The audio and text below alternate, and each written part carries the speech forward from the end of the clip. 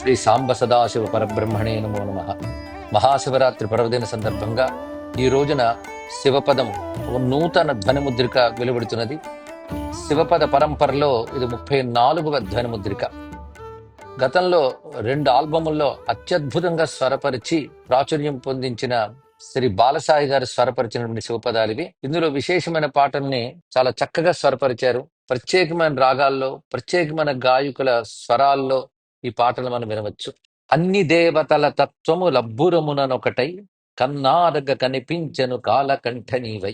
ఈ పాటలో పంచాయతనంలో మనం పూజించేటువంటి నారాయణుడు, ఆదిత్యుడు, గణపతి, శక్తి, అంబిక, అలాగే పరమేశ్వరుడు, ఇవన్నీ కూడా కలిపి ఒకే తత్వంగా చెప్పబడుతూ, ఇది శివ పంచాయతనమైనప్పుడు శివుడే విష్ణువు, శివుడే సూర్యుడు, శివుడే గణపతి, శివుడే శక్తి అనే భావంతో సర్వదేవతాత్మకంగా ఇష్టదైవాన్ని కొలవాలి అనేటువంటి తత్వాన్ని ఈ కీర్తనలో చెప్పడం జరిగింది.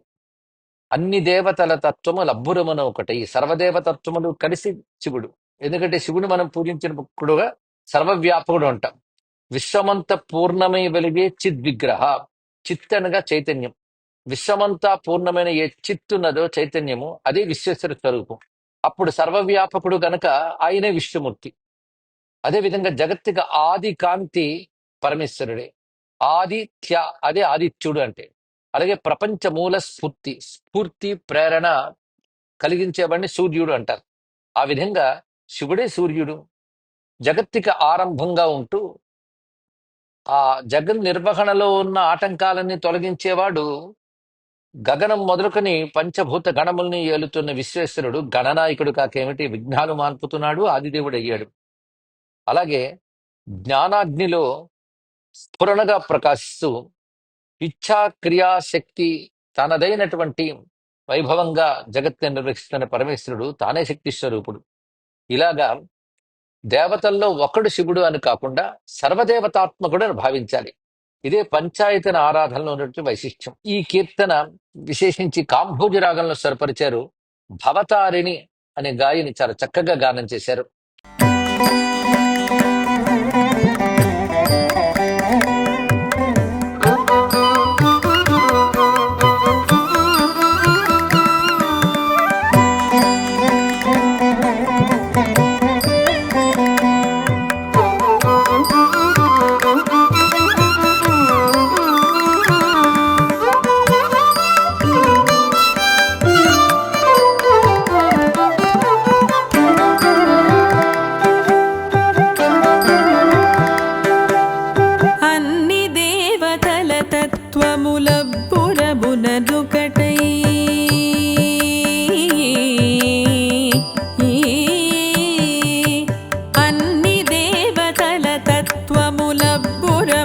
నొకటై కన్నారగ కనిపించెను కాలకంఠ నీవై. అన్ని దేవతల తత్వముల బురముననొకటై కన్నారగ కనిపించెను కాలకంఠ నీవై. కాలకంఠ నీవై.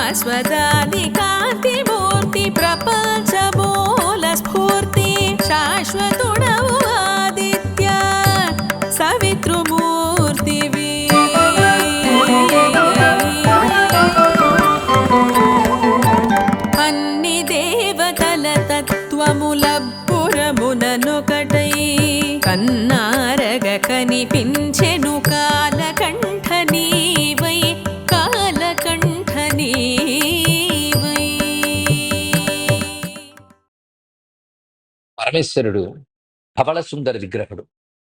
కర్పూర గౌరవం అంట, అంటే కర్పూరంలా తెల్లగా ఉన్నాడని అర్థం. అదేవిధంగా శరదిందు సమాకారం అని కూడా స్వామిని కీర్తించడం ఉన్నది. అంటే శరత్కాలపు నిండు వెన్నెల వలె ఉన్నటువంటి స్వరూపానికి. గోక్షీరాభం అని కూడా పురాణముల్లో వర్ణించారంట, ఆవు పాల్లా తెల్లగా ఉన్నాడు అని. మొత్తానికి స్వామి శుద్ధమైన జ్యోతి, శుద్ధ స్ఫటిక సంకాశం అంటారు. త్రిగుణాతీతుడు గనక శుద్ధ స్ఫటిక సంకాశం. భక్తులను అనుగ్రహించేటప్పుడు రజోగుణ తమోగుణ రహితమైనటువంటి శుద్ధ సత్వగుణంతో ప్రకాశిస్తాడు. అది తెలిపే. మొత్తానికి పరమేశ్వరుడు తెల్లనివాడు అని వర్ణిస్తూ చాంపేయ గౌరార్ధ శరీరకాయే కర్పూర గౌరార్ధ శరీరకాయ అంటూ పరమేశ్వరుడు కర్పూరం వల్ల తెల్లగా ఉంటాడని శంకరులు కూడా వర్ణించారు. అలాంటి ధవళ ద్యుతులతో ఉన్నటువంటి శివకాంతికి నమస్కరిస్తూ చెప్పిన కీర్తన ఇది. తెలివెలుగు లెగజిమ్ము తేజమ్మునకు నతులు తెలివికి ఆదరువైన చెలువపు శివద్యుతికి. తెలివికి ఆదరవు, ఆధారం అంటే ఆధారం, జ్ఞానానికి ఆధారమైనటువంటి జ్యోతి పరమేశ్వరుడు అనే భావంతో చెప్తూ శివుడు శక్తిపీఠంపై సాక్షాత్కరిస్తున్నాడు. శక్తిపీఠం అంటే పానవట్టము, ఇచ్ఛా జ్ఞాన క్రియ అనే త్రికోణాత్మకమైనటువంటి శక్తి. దానికి మూలమై కేంద్రమైనది లింగముగా దాని యందు భాషిస్తున్నది. అందుకే శక్తిపీఠంపై సాక్షాత్కరిస్తున్నటువంటి లింగము ఒక జ్యోతిగా భాషిస్తున్నది. ఆ తెల్లని జ్యోతి ఎక్కడ వెలుగుతోంది అంటే భక్తి కలిగిన మనస్సు అనే భవనంలో ప్రకాశిస్తున్నది. అంటే ఇంట్లో దీపం ఉంటే ఇంటికి ఐశ్వర్యం అంటారు. అలాగే భక్తుడి మనస్సు అనే భవనంలో ధ్యానింపబడే శివజ్యోతి భక్తునికి సర్వైశ్వర్యములు సిద్ధింపజేస్తున్నది. పైగా ఆ జ్యోతి అర్ధనారి ఆకారంతో ప్రకాశిస్తున్నది.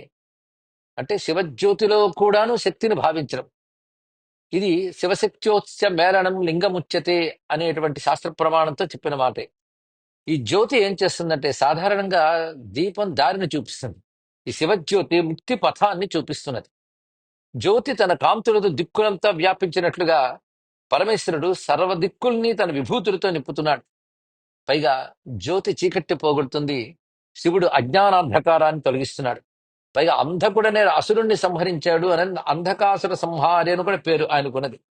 నిర్మలమైన ప్రకాశంతో అంధకాంతకుడి ప్రకాశిస్తున్నాడు ఆయన.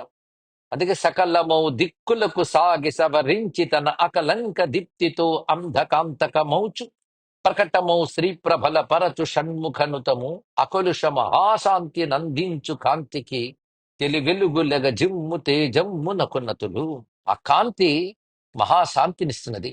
అటువంటి శివజ్యోతికి నమస్కరిస్తూ చెప్పిన కీర్తన ఇది. ఆరభిరాగంలో శరత్ సంతోష్ గానం చేశారు. బాలసాయి గారు చక్కగా స్వరపరిచి భావానుగుణంగా దీన్ని వ్యక్తపరిచారు సంగీత వాణిలో.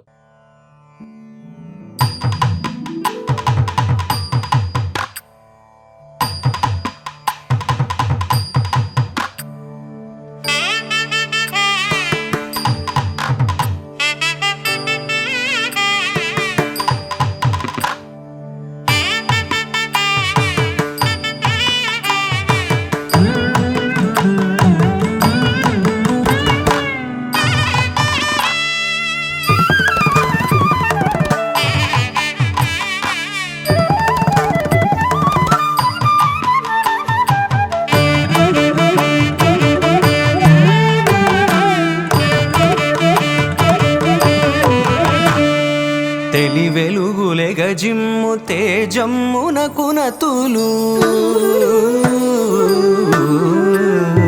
తెలివెలుగులెగజిమ్ము తేజమ్మునకునతులు తెలివి కాదరువైన చలువపు శివద్యుతికి తెలివెలుగులెగజిమ్ము తేజమ్మునకునతులు తెలివి కాదరువైన చలువపు శివద్యుతికి తెలివెలుగులెగజిమ్ము తేజమ్మునకునతులు.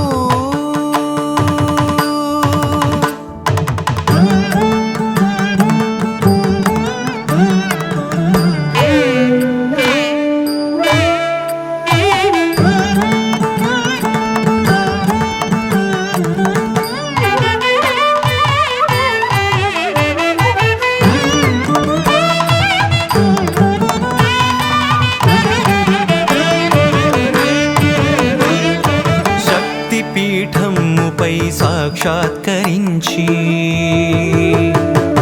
శక్తిపీఠముపై సాక్షాత్కరించి దృఢ భక్తియుతమౌ మనోభవనాన దీపించి శక్తిపీఠముపై సాక్షాత్కరించి దృఢ భక్తియుతమౌ మనోభవనాన దీపించి రక్తిమై అర్ధనార్యాకారమున వెలిగి ముక్తి పథమును చూపు మూల సుజ్యోతికి రక్తిమై అర్ధనార్యాకారమున వెలిగి ముక్తి పథమును చూపు మూల సుజ్యోతికి తెలి వెలుగులెగ జిమ్ము తేజమ్మునకునతులు తెలివిగా దరువైన చెలువపు శివద్యుతికి తెలి వెలుగులెగ జిమ్ము తేజమ్మునకునతులు. వేదాలలో సరస్వతి స్వరూపం చక్కని సూక్తాల్లో చెప్పబడుతుంది. ప్రణోదేవి సరస్వతి వాజేభిర్వాజినీవతి ధీనాం అవిత్రి అవతు అని సరస్వతి సూక్తంలోని మంత్రం. ఇక్కడ సరస్వతి గురించి వేదంలో ఎన్ని రకాల భావనలు ఉన్నాయో కొన్ని గమనించి అప్పుడు కలిగిన ఒక అనుభూతిని భావస్పందన్ని ఈ కీర్తనగా రచించడం జరిగింది. ఒక మంచు కొండ అంటే గ్లేషియర్ కరిగి నది వస్తుంది. మనం గంగా ఇత్యాది నదులు గ్లేషియర్స్ కరిగి వచ్చినటువంటివి. అలాగే ప్రణవం అనే ఒక గిరి కరిగి అమృత ఝరిగా ప్రవహిస్తున్నది. అలా ప్రవహించినది సరస్వతి నది. అంటే ఓంకార తత్వమే వాంగ్మయమై సరస్వతి రూపంలో వచ్చినది. సరస్వతి అంటే అక్షర స్వరూపం, జ్ఞాన స్వరూపం అంటాం కదా. కనుక అన్ని జ్ఞానములకు అన్ని వాంగ్మయములకు మూలం ప్రణవం. అందుకే ప్రణవం అనే గిరి కరగి ఒక పరమామృత ఝరిగా ప్రవహిస్తున్నది. అది చిల్లహరి, చిత్ లహరి, జ్ఞానరూపమైన ప్రవాహం. అంబితమే నదీతమే దేవితమే సరస్వతి అని వేదం చెప్తున్నది. అమ్మల్లో దేవతల్లో నదుల్లో గొప్పది సరస్వతి. అమ్మలలో అంటే మాతృకలలో మాతృదేవతగా ఆరాధింపబడే అంబికా తత్వంలో శ్రేష్టమైన సరస్వతి ఉపాసన. అంటే అంబితమే నదీతమే. సరస్వతి నది గురించి కూడా మనకి వేదం ప్రస్తావన చేస్తున్నది. కలియుగ ఆరంభం వరకు కూడా సరస్వతి నది ఉండేది అని పురాణములు, భారతాది గ్రంథములు మనకు ప్రమాణంగా కనబడుతున్నాయి. కానీ సరస్వతి ఈ యుగంలో అంతర్వాహినిగా ఉంటుందన్నారు. నిజంగా ప్రతి వారిలో ప్రాణరూపంగా అంతర్వాహినిగా సరస్వతి ఉన్నది. ప్రాణరూప సరస్వతి అని వైదిక వాక్యం మనకు చెప్పబడుతున్నది. అలాగా ప్రాణరూపిణిగా కుండలిని పరాశక్తిగా సరస్వతిని భావన చేస్తూ, ఇక్కడ సరస్వతి అంటే ముగురమ్మల్లో ఒకరిని కాదు, చిచ్చక్తే సరస్వతి. పరాది చతుర్విధ వాక్కులతో వెలిగేటువంటి వాంగ్మయ దేవతయే సరస్వతి అనే భావంతో అమ్మవారిని ఇందులో కీర్తిస్తూ ఆ ప్రణవగిరి కరగి ప్రవహిస్తున్నటువంటి నదీమతలుగా భావన చేశాం. అది వాజినీవతి సరస్వతి. ప్రణతులు సేతున నదీమ తల్లి వాజినీవతి సరస్వతి. వాజినీవతి అంటే అన్నములు కలిగినది అని అర్థం. వాజేభిర్వాజినీవతి, అన్నములు కలిగిన తల్లి అన్నములతో మనల్ని రక్షించుగాక అని మంత్రభావం. అలాంటి వాజినీవతి. ఇక్కడ అన్నములంటే ఐశ్వర్యములు అని అర్థం. బ్రహ్మవాద్ధిగామిని బ్రహ్మాని భావకుల్యపూరించు రసధుని జింహగము ఓలె ఎగువ నడల ఎగసే మదియ్య అంతఃస్రోతస్వి. సర్పము క్రిందికి పాకడమే కాదు, ఒక కొయ్యను ఆధారం చేసుకుని పైకి కూడా ప్రాగ్గలదు. అలాగా జింహగమువోలు ఎగువ నడల, జింహగం అంటే సర్పం అని అర్థం. సర్పంలాగా పైకి ప్రాకుతూ నా లోపలే ప్రవహిస్తున్న తల్లివి నువ్వు అన్నారు. అంటే క్రిందికి ప్రవహించడం లేదు, పైకి ప్రవహిస్తున్నది అన్నారు. అంతఃస్రోతస్విని, లోపల ఉన్న ప్రవాహము జింహగమువోలు ఎగువ నడల. దీనిలో భావం ఏంటంటే కుండల్ని మూలాధారం నుంచి జాగృతమై సహస్రారం వైపు వెళ్ళడమే ఎగువ నడలు. ఇదొక భావం. అంతేకాదు వాక్కు పలికేటప్పుడు పరావాక్కు పరమేశ్వర చైతన్యం సహస్రారం నుంచి మూలాధారానికి వెళ్ళి అక్కడ పరావాక్ కనిపించుకుంటుంది. ఆ మూలాధారం నుంచి క్రమంగా పైకి వస్తూ చక్రములు దాటుతున్నప్పుడు పశ్యంతి మధ్యమ వైఖరిగా చెప్పబడుతూ కంఠం నుంచి వెలికి వస్తున్నది. కానీ వాక్కు కూడా ఎగువ నడలలోనూ వస్తున్నది. అందుకే జింహగముగోలి ఎగువ నడల ఎగసే యమది అంతఃస్రోతస్విని అని పైకి ప్రాకుతున్న ప్రవాహంగా దర్శిస్తున్నాం. నిజానికి ప్రతి వారిలోనూ ప్రాణ చైతన్యం కుండలిని రూపంగా క్రిందికి ఉంటుంది. కానీ అమ్మను గమనించి సాధన చేసేవాడిగా అది పైకి ప్రాకుతున్నది. ఆ భావంతో మొదటి చరణం చెప్పడం జరిగింది. అంతేకాదు ఈ ప్రవహించేటువంటి వేదాది వాంగ్మయ రూపమైన సరస్వతి ప్రవాహానికి లక్ష్యం ఏమిటి? నదికి లక్ష్యం సముద్రం. సరస్వతి రూపమైన అంటే వాంగ్మయ రూపమైన ప్రవాహానికి లక్ష్యం పరబ్రహ్మము. అందుకే బ్రహ్మవార్ధిగామిని, పరబ్రహ్మం అనే సముద్రాన్ని ఉద్దేశించి ప్రయాణిస్తున్నటువంటి బ్రహ్మాణి. బ్రహ్మాణి అనే మాట కూడా వేదమయి వాంగ్మయి అని అర్థంలో చెప్పడం జరుగుతుంది. అయితే ఆ పరాశక్తి కాంతి రూపంలో, కాల రూపంలో కూడా ప్రవహిస్తుంది. కాంతి అంటే జ్ఞానమే. అలాగే కాలం అంటే అనాది కాలం నుంచి వివిధమైన విద్యలు ఈ విశ్వమునందు ప్రవర్తిల్లుతున్నాయి. అందుకే అనంతకాల ప్రవాహ రూపుణ్ణి అఖండ జ్యోతిర్మయ విలాసిని ఆ తల్లిని భావన చేసి ఆరాధించగానే అప్రయత్నంగా పలుకులు పలుకుతున్నాయి కవికి. అవి ఎలా ఉన్నాయంటే, వాక్కు మన ప్రయత్నం కాదు, వాగ్దేవత అనుగ్రహం అనే భావనతో తనంత తానుగా వినాయత్నముగా తరలి పొరలు తల పులత రంగిణి ప్రణవగిరి కరగి ప్రవహించే. ఇంకొక విశేషం, నిజానికి ఉన్నది ఒకటే చైతన్యం. మరి ఈ స్తుతిస్తున్న జీవుడు ఆ చైతన్యానికి వేరుగా ఉన్నాడా అంటే వేరుగా ఉన్నట్లు కనబడుతున్నాడు. ఇది ఎలాంటిదంటే, ఒక నీటి ప్రవాహం నుంచి ఒక బిందువు ఒక్కటి మంచుగా మారి చల్లగా వేరుగా ఉంటే అది వేరుగానే మనకు గోచరిస్తున్నది. అయితే ఈ ప్రవాహం వచ్చి ఆ మంచును గాని కలుపుకుని ప్రవహిస్తే ఈ మంచు బిందువు కూడా కలిసిపోతుంది ఆ ప్రవాహంలో. అలాగా అమ్మా, జీవభావంతో అజ్ఞానం చేత గడ్డకట్టబడినటువంటి హిమ బిందువుగా ఉన్న అల్పుణ్ణి నేను. నీ చైతన్య రూప మహాప్రవాహం నన్ను లీనం చేసుకుంటే నాకు నీతో ఐక్యం ఘటిస్తుంది కదా అంటూ హిమ బిందువుగా ఘనీభవించిన నీ జలకణికాకృతి నేనమ్మా, విమలాంబుల ముంచెత్తి నన్నింక వేరు కాని తత్వముగా మార్చుమా అని చెప్పడం జరుగుతుంది. ఇలాగా చైతన్య ప్రవాహ రూపమైనటువంటి సరస్వతి నదీ భావన. పైగా సరస్వతి నదీ తీరంలోనే మహర్షులు తపస్సులను ఆచరించి అపూర్వమైన సనాతనమైన జ్ఞానాన్ని ఆవిష్కరించారు అని మన సనాతన చరిత్ర చెప్తున్నది. అందుకే నీ దగ్గు ప్రశాంత తీర భూములను నీచే పోషిత జీవుడనై ఆద్యంతరహిత శబ్ద సాధనల అమలత తరించు వరమిడుమా అని మరొక చరణంలో చెప్పడం జరిగింది. బహుజనుస్సులుగా తీరని పిపాస పావని నీ సలిలుమల్ తీర్చుమా. పరమార్థాన్ని పొందాలని జీవుడు అనేక జన్మలు తపస్సు చేస్తే ఈ జన్మలో ఆ పరమార్థ స్వరూపుడిని అమ్మవారి యొక్క అనుగ్రహం లభించింది. అదే పిపాస. అనేక జన్మల నుంచి పరమార్థ ప్రాప్తికై ఉన్నటువంటి ఏ తృష్ణ ఉన్నదో, సాధన ఉన్నదో, ఆ పిపాసని ఈ సరస్వతీ మాత నదీ రూపంలో తీరుస్తున్నది అనే భావం చెప్తూ, ఆ వాంగ్మయ రూప సరస్వతే ఇహానికి గాని పరానికి గాని ఆధారమంటూ, ఇక పరములకు ఆధారము నీవే నిఖిల పోషిణి షణ్ముఖ జనని. సరస్వతి సర్వజీవుల్ని పోషించే జీవనోపాయ రూపిణి. ఈ విధమైన భావనతో వైదిక సరస్వతి తత్వాన్ని ఈ కీర్తనలో సంభావించడం జరిగింది. ఇది అపురూపమైన రీతిలో స్వరపరిచారు బాలసాయి గారు. వారి స్వరపరిచే విధానానికి ఒక వ్యాఖ్యానం చెప్పవచ్చు. భావానికి అనుగుణంగా స్వరపరిచారు. ఇది వింటూ ఉంటే సరస్వతీ మాత నదీ రూపంగా నృత్యం చేస్తుందా అనిపిస్తుంది. అదే నాట్యానికి కూడా అనుకూలంగా చేసినట్టు. ఇవి రాగమాలిగ్గా మొత్తం ఇందులో 4 రాగాలున్నాయి. వందనధారిణి, హంసధ్వని, కౌశికి, మధ్యమావతి. దీన్ని గానం చేసిన వారు ఆర్పి శ్రవణ్, సైంధవి.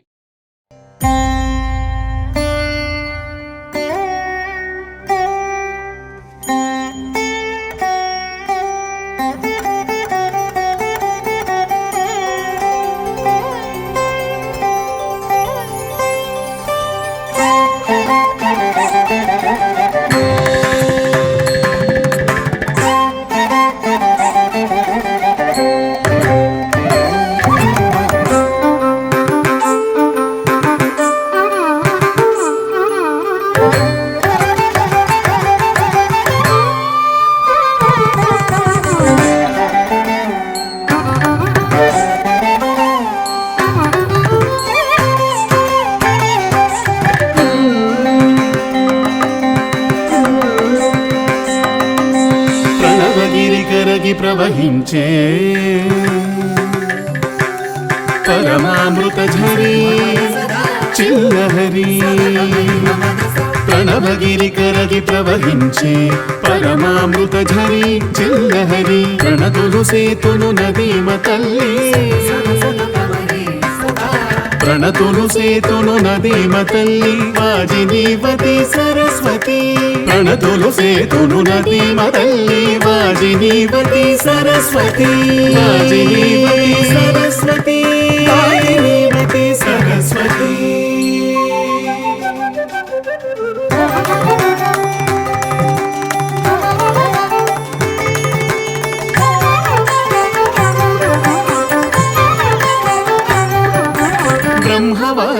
బ్రహ్మవాధిగామిని బ్రహ్మాణి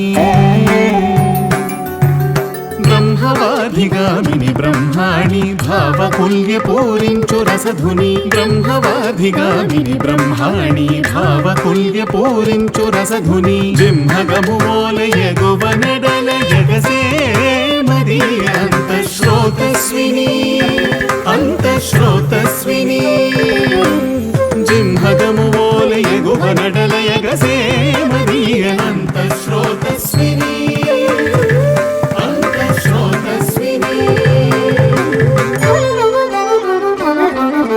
ప్రణవగిరి కరగి ప్రవహించే పరమామృత ఝరి చిల్లహరి. ఈ కీర్తనలో అమ్మవారి నవ్వునికి నమస్కారం చెప్పడం జరిగింది. ఏ నవ్వులు? శివుని చూసి ప్రేమగా నవ్విన అమ్మవారి నవ్వులు. అంటే శివశక్తుల ఏకత్వాన్ని సంభావించే కీర్తన ఇది. అదేవిధంగా అమ్మవారి నవ్వులు అటు జ్ఞానాన్ని శక్తిని కూడా తెలియజేస్తాయి. ఒక శివుణ్ణి చూసి నవ్వింది అన్నప్పుడు అన్యోన్యమైన శివశక్తుల ప్రేమ కూడా ఇందులో కనబడుతుంది. మొత్తం ఈ పాట అంతా అమ్మవారి నవ్వులకే నమస్కారం. అయితే అమ్మవారి నవ్వులు శివుణ్ణి చూసి నవ్వినప్పుడు శివుడు ఒక్కొక్కసారి ఒక్కొక్క లీల చేశాడు. ఆ లీలను చేసి అమ్మవారు నవ్వుతున్నారు. ఏ లీలకి ఎలా నవ్వారు అనేటువంటిది చరణాల్లో మనకు కనబడుతుంది. ఇందులో మొత్తం 3 చరణాలు ఉన్నాయి. 3 చరణాల్లో 6 లీలలున్నాయి. మొదటిది త్రిపురాసుర సంహారం చేసి పరమేశ్వరుడు ఆ విజయోత్సవంలో నిలబడి ఉన్నప్పుడు ఆ వేడుకను చూసి అమ్మవారు అపురూపంగా ఉన్నటువంటి ఆ శివుని రూపాన్ని తిలకించి ఆనందిస్తూ కళ్ళారా నవ్వారట. కనులారా చూసి కళ్ళల్లో ఆ కాంతులు మెరిసేలా నవ్వారు. త్రిపురుల పరిమార్చి వెలుగు దేవుని విజయోత్సవమున అపురూపం మగు వేడుక నలరుచు కనులారా. రెండవది ఆయన గరళాన్ని అంటే విషాన్ని నిగ్రహించే నీలకంఠుడైనప్పుడు ఆ లీలను చూసి అమ్మవారు ఆనందంగా నవ్వారు. కపురపు తళుకుల వేలుపు గరళమ్మును నిగ్రహించి కృపతో గళమున నీలిమ నిపుణముగా నిలుపు వేళ. అక్కడ ఆ విషాన్ని నిగ్రహించి కంఠంలో పెట్టి అది నీలకాంతులతో కనబెట్టి చెయ్యాలంటే అంత నైపుణ్యం ఉండాలి. అలా లోకాన్ని నిగ్రహించి కరుణ చేయించడం ఒకటి, ఆ విషాన్ని నిలిపి ఒక నీల రత్నంగా ప్రకాశింపజేయడం ఒకటి. అలాంటి శివుని యొక్క లీలను చూసి అమ్మవారు నవ్వుతున్నారు ఆనందంగా. ఆ నవ్వుకి నమస్కారం. అలాగే 3వ లీల గంగను ధరించిన లీల. గంగను తలపైన కట్టి గగన కేసుడౌచును చల గంగ భగీరథుని బ్రోచు ఘనత అబ్బురము గొలుపా. ఇది అద్భుత రసమే. ఆకాశం నుంచి కురుస్తున్నటువంటి ఆ గంగా ప్రవాహాన్ని గగనకేశుడుగా, వ్యోమకేశుడు కదా శివుని పేరు, ఆ కేశాలను విప్పార్చంద్రుడు బంధించాడు. ఎందుకంటే భగీరథుని రక్షించడం కోసం. ఒకవైపు భక్తుని రక్షించే కారుణ్యం, లోకాన్ని కాపాడడానికి గంగను నిగ్రహించేటువంటి దయ, ఇదంతా చూసి అందులో ఆ నిగ్రహిస్తున్న అద్భుతాన్ని చూసి అమ్మవారు అచ్చరువు చెంది నవ్వుతున్నారు. అలాంటి అమ్మవారి నవ్వుకు నమస్కారం. అలాగే పరమేశ్వరుడు నాట్యం చేస్తూ ఉంటే అది తాండవం. ఆ తాండవం చూసి అమ్మవారు పరవశించి తాను లాస్యంగా ఆ నాట్యంలో లీనమైంది. ఆ లాస్యం కలియగానే పరమేశ్వరుడు సంతోషించాడు. అలా తాండవాల్ని చూస్తూ లాస్యం చేస్తూ నవ్వుతున్న అమ్మవారి నవ్వుకి నమస్కారము అంటూ 4వ లీలని స్మరించడం జరిగింది. ఇక భక్తులైన మార్కండేయుడు మొదలైన వారిని కాపాడుతున్నప్పుడు అమ్మవారు కూడా పక్కనున్నారు. ఎందుకంటే అమ్మవారు శివుని యొక్క దయకి ఒక రూపం.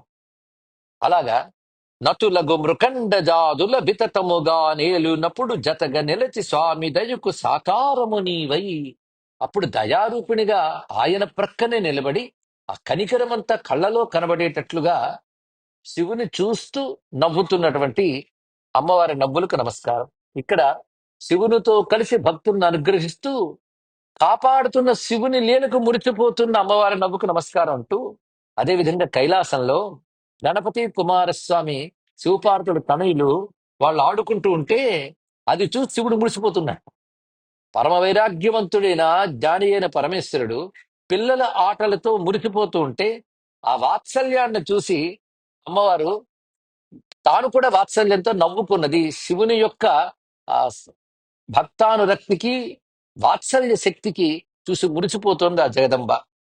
నుతులగు గజము కృషణ్ముకు శుభకర కేలన లీలాగతులను గని వత్సలతకు గనిగా కైలాసమున శివుని జూచి. ఇక్కడ వత్సలతకు గనిగా అనే మాట శివునికి చెందుతుంది, శక్తికి చెందుతుంది. వత్సలతకు గనిగా అంటే వాత్సల్యానికి నిధిలాగా పిల్లలతో ఆడుకుంటున్న శివుడు, అది చూసి వాత్సల్యానికి నిధిగా నవ్వుతున్న అమ్మవారి నవ్వులు, వీటికి నమస్కారము అంటూ ఇందులో 6 లీలలు ఉన్నాయి. అయితే ఇక్కడ బాలసాయి గారు చేసిన ప్రత్యేకత ఏంటంటే ఈ 6 లీలల్ని చక్కటి రాగాలుగా సమకూర్చి రాగమాలిక చేశారు. బేహాగ్ రాగం, సావేర్ రాగం, రీతి గౌళ, అమృతవర్షిణి, తిలంగ్, భాగేశ్వరి, దేశ్, ఈ రాగాలతో దీన్ని రాగమాలిక చేశారు. ఇందులో జతులు, వివిధ వాద్యాలు ఇవన్నీ సమకూర్చడానికి కారణం ఏమిటంటే నృత్య రూపకంగా ఈ ఒక్క పాటను కూడా ప్రదర్శించవచ్చు. అందుకే విస్తారంగా వినిపించినప్పటికీ కూడా నృత్యానికి అనుగుణంగా దీన్ని స్వరపరిచారు. ఎవరైనా నృత్యంలో ఆరితేరిన వాళ్ళు దీన్ని చక్కగా గ్రహించి నృత్యం చేయడం అనువుగా దీన్ని రాగంగా అమర్చడం బాలసాయి గారి ప్రతిభకి ఒక గొప్ప తార్కాణం. అయితే ఇందులో ప్రత్యేకంగా అమ్మవారి లీలన్నీ మనం దర్శించవచ్చు. దీన్ని చక్కగా గానం చేసినటువంటి వారు ఆర్పి శ్రవణ్, సైంధవి చాలా చక్కగా గానం చేసేది. ఈ పాటలో అమ్మవారి యొక్క లీలా వైభవాన్ని, పరమేశ్వరుని యొక్క లీలా వైభవాన్ని రెండూ దర్శించవచ్చు. ప్రధానంగా అమ్మవారి నవ్వులికి ఆ మందస్మితానికి నమస్కారం చేయడం అన్నప్పుడు శక్తి ఆరాధనగా కనబడుతున్నా శివలీలకు స్పందించే శక్తి యొక్క ఆరాధన ఇందులో ప్రత్యేకత.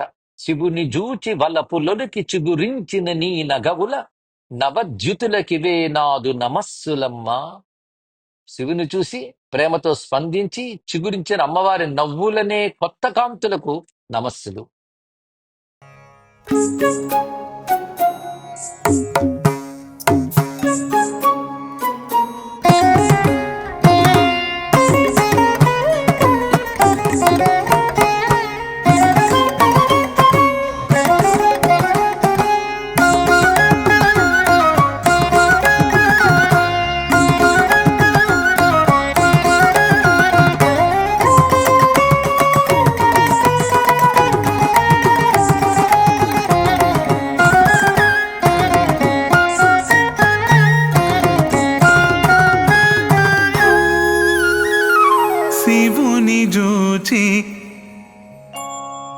శివుని జూచి వలపులొలికి, శివుని జూచి వలపులొలికి చిగురించిన నీ నగవోల నవద్యుతులకివే నాదు నమస్సులమ్మ. శివుని జూచి వలపులొలికి చిగురించిన నీ నగవోల నవద్యుతులకివే నాదు నమస్సులమ్మ. శివుని జూచి వలపులొలికి చిగురించిన నీ నగవుల నవద్యుతులకివే నాదు నమస్సులమ్మ. నవద్యుతులకివే నాదు నమస్సులమ్మ.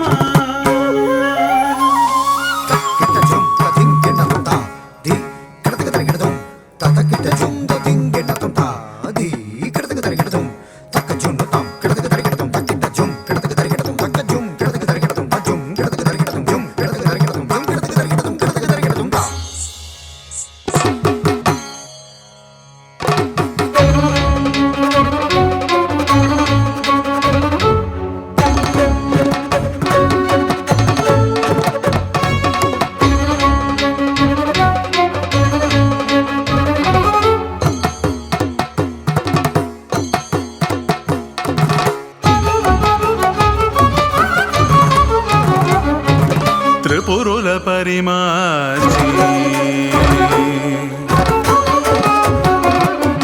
త్రిపురుల పరిమార్చి వెలుగు దేవుని విజయోత్సవమున అపురూపం మగు వేడుక నలరుచు కనులారా.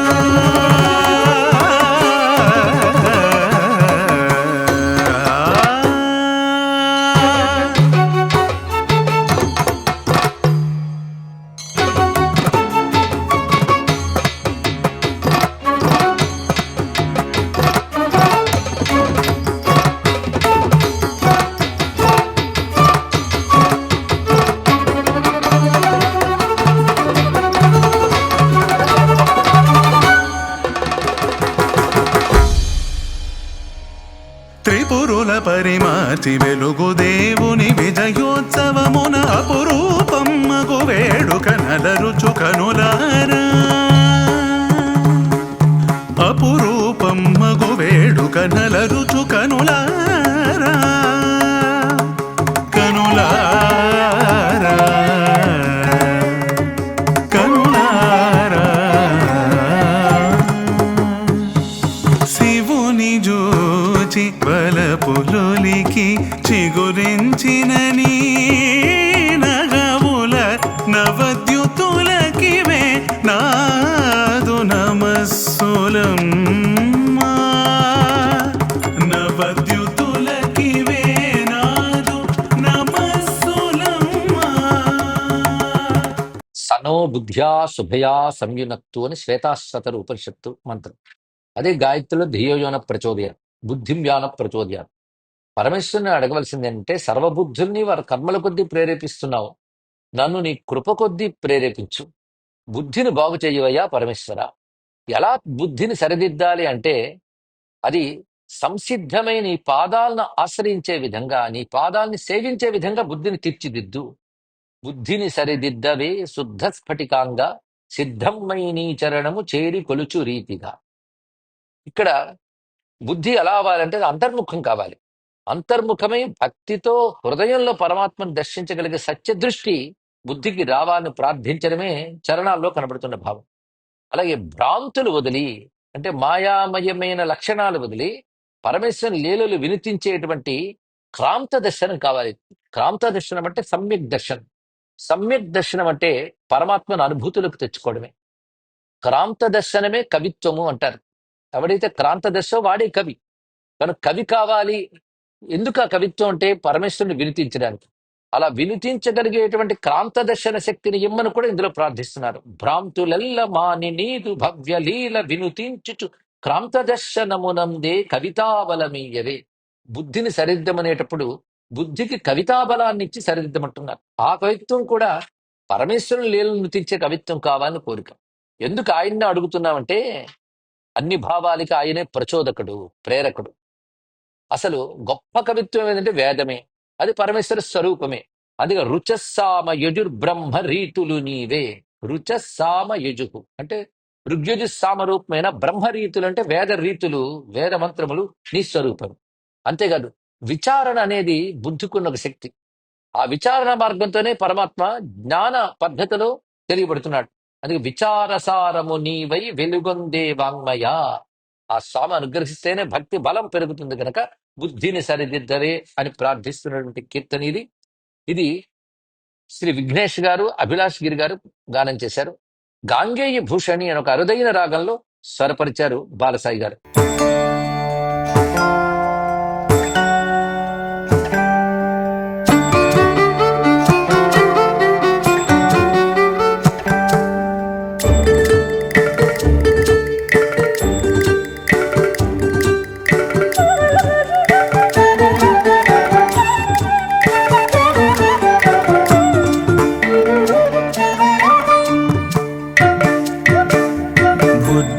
సరిదిద్దవే శుద్ధ స్ఫటికాంగా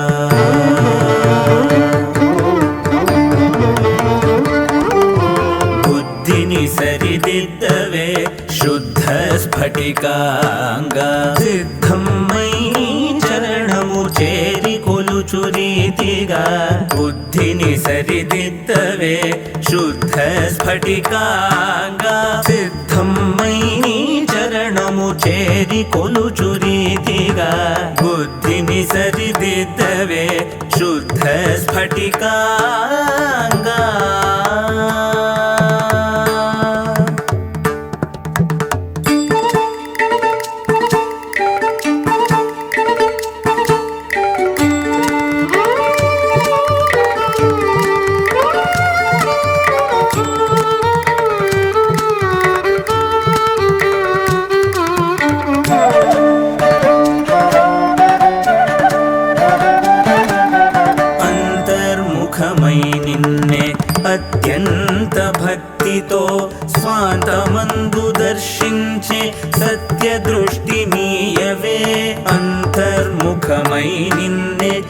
అత్యంత భక్తితో స్వాంతమందు దర్శించే సత్య దృష్టి నీయవే భ్రాంతులెల్ల మాని నీదు భవ్య లీల వినుతించుచు కాంత దర్శనమునందే కవితా బలమీయవే భ్రాంతులెల్ల మాని నీదు భవ్య లీల వినుతించుచు కాంత దర్శనమునందే కవితా బలమీయవే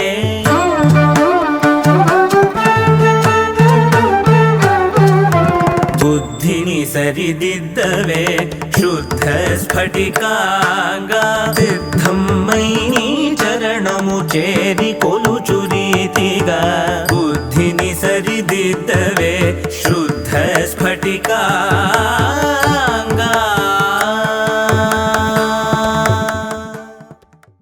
మొత్తంగా ఇందులో అది పాటలని చాలా చక్కని రీతిలో చక్కని రాగాలతో స్వరపరిచారు. పైగా గాయక గాయని మణులు కూడా ఆ పాటలకు తగ్గట్టుగా స్వరాల్ని ఎంచుకోవడం ఒక ప్రత్యేకత. వాళ్ళు భావస్ఫోరకంగాను రాగ మాధుర్యంతోనూ గానం చేశారు. ఇందులో ప్రతి పాటని ఉదహరించవచ్చు.